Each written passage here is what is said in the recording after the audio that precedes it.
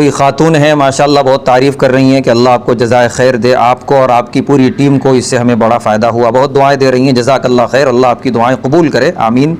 फिर आखिर में सवाल किया है इन्होंने कि मैंने घर के अपने बच्चों को अच्छी तरबियत की और इसी तरीके से मैंने उनको अच्छी आवाज़ में कुरान पढ़ना सिखाया, अब समझ कर पढ़ना कैसे सिखाऊं?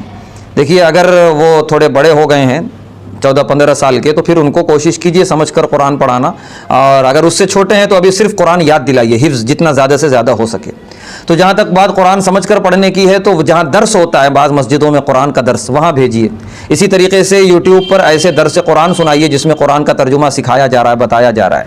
या अगर आपके बच्चों के पास वक्त है तो 5 साल आलिम कोर्स है, रात के औकात में ऐसे मदारिस हैं, मैं बताऊँगा इंशाअल्लाह, अगर आप उसमें दिलचस्पी रखती हैं तो वहाँ भेजिए, ताकि पूरा आलिम ही बन जाए वो कुरान को खूब अच्छी तरह समझने वाले। अल्लाह जो है आपको जज़ाए खैर दे और आपके बच्चों को अच्छे से अच्छा आलिम व अमल बनाए।